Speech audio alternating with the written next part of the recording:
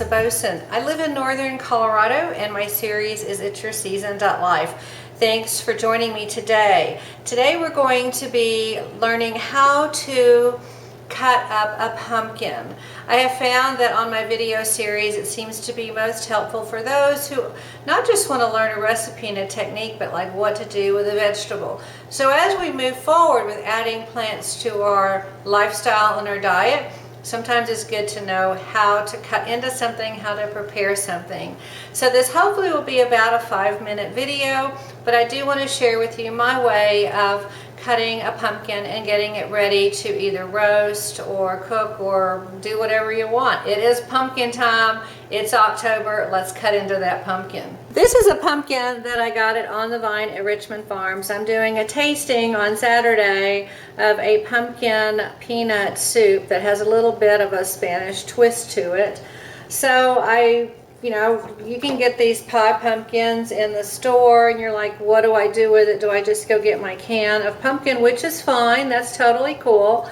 But there's other things that you can do with a pumpkin beyond pureeing it, which is what I'm going to do for the recipe, but just in case.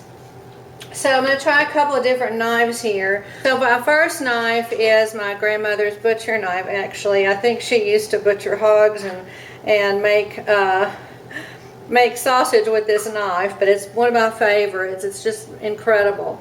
So I'm going to cut it kind of like cut a starter wedge in it, and they're kind of tough. And I'm going to cut this like I would, I do this with red peppers, things that kind of look like this and have a stem. So this works for bell peppers. So just kind of work your way down, use some leverage. I'm left-handed, so it takes a little bit of time to do it. So come on this side, just kind of make your indentation and then slice down. This is a super sharp knife. I sharpened it right before this. And then you can just pop it open like that if you want. Isn't that beautiful? So that's like part one. So the next part is a little bit easier now that you have this open. And just, again, use your knife. Keep your fingers out of the way. And just slice down into it. You can use some leverage if you want, that's fine. At some point you can just crack it like that, that's fine. Doesn't have to be perfect because this one I'm going to roast. So again, this is the exact same thing I do with a smaller bell pepper. So if you need to practice this technique first, do it with a bell pepper. Yeah, so then make your cut. There you go.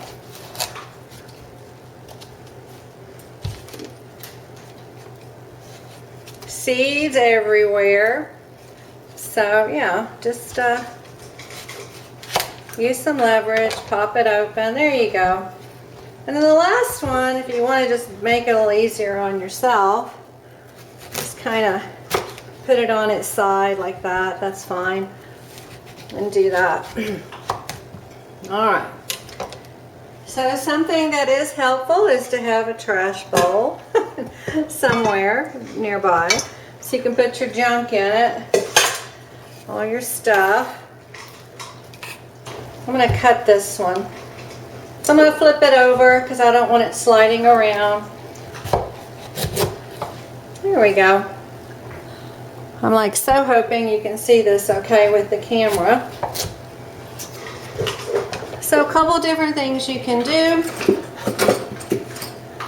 We don't eat fish anymore, but my fillet knife actually works really well.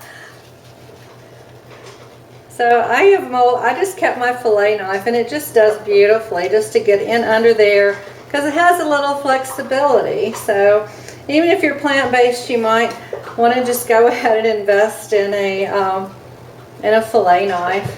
They come in handy. I do this with cantaloupe, same thing. Keep it super sharp. It just glides up under there. Yeah, kind of cool. They are going, the little seeds are going all over the nice clean floor that I just mopped. Oh well. There's a dog eating in the back in case you're wondering what that crunch is. Our dog has found out that, you know, when we're cooking and eating, especially if we're eating at the table, she thinks it's her time to eat too. So she goes and eats in her bowl. We thought that was kind of cute.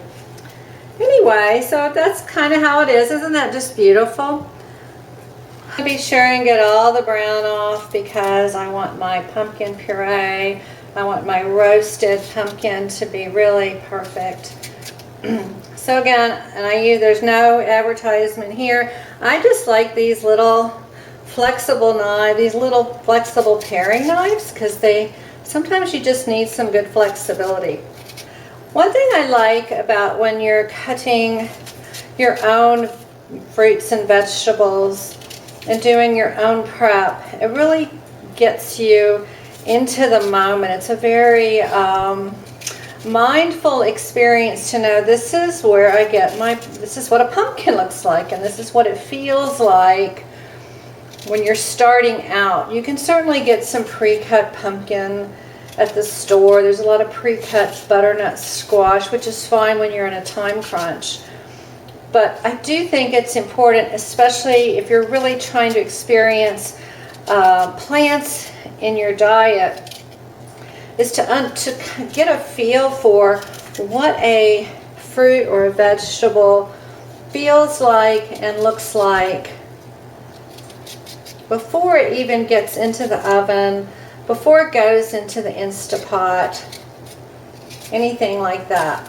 So pumpkins are good for you. I mean, they've just got a beautiful yellow-orange color. They've got a lot of vitamins and minerals. I will post those as well, and you can do a lot with them. So I'm going to make a soup. I love this time of year and Thanksgiving, and we make sweet potato pone. You can make it with a can of pumpkin, or you can just elevate it and use fresh pumpkin.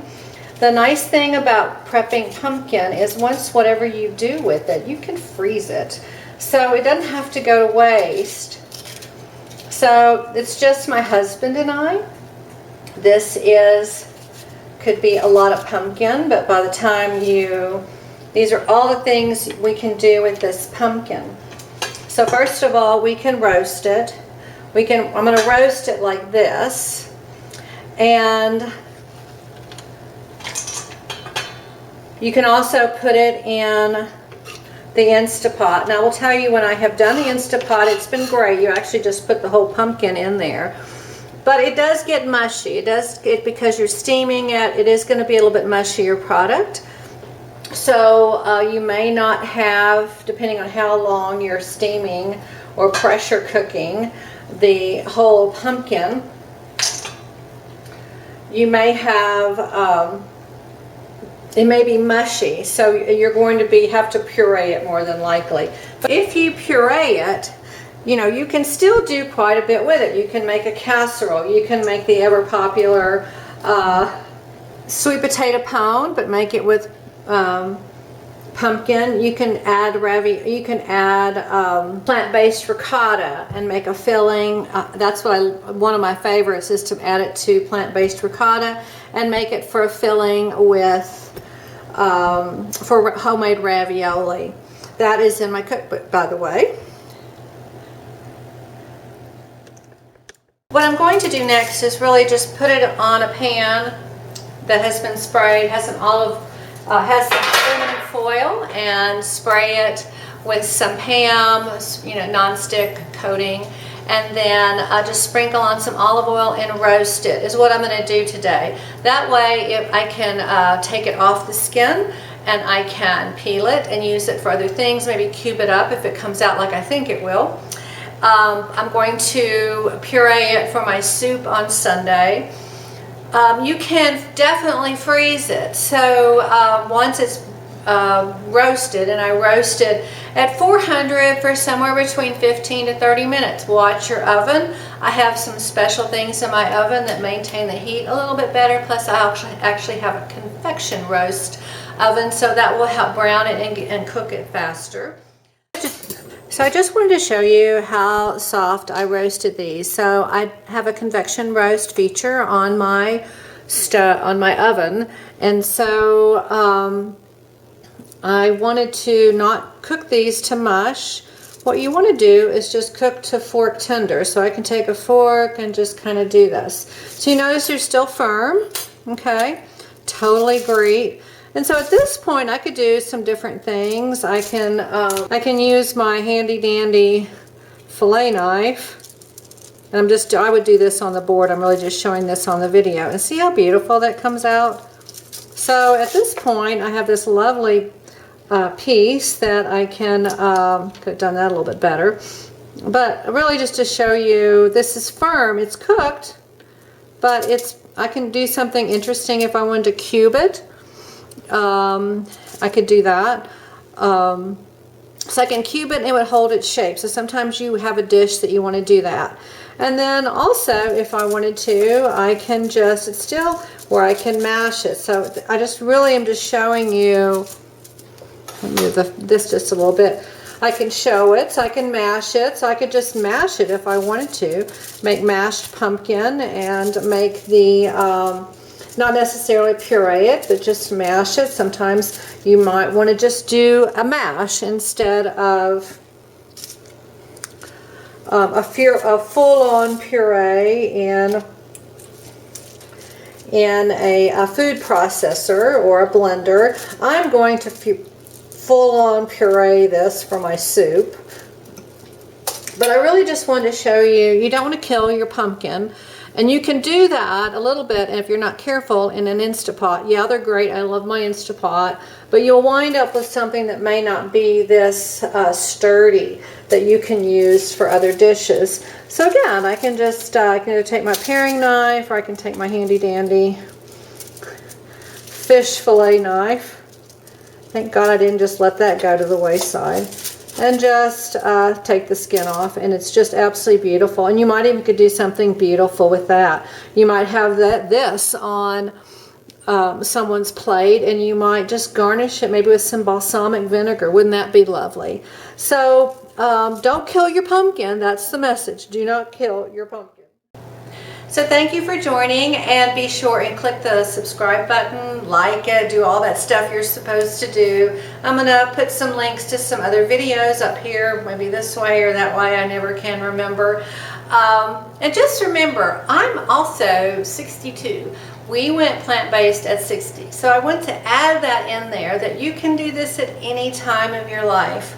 You can be a fast adopter to a more plant-rich lifestyle. You do not have to be 100%. And you can do it in whatever stages you want to do it. But for today, you know how to cut up a pumpkin. Thanks for joining me.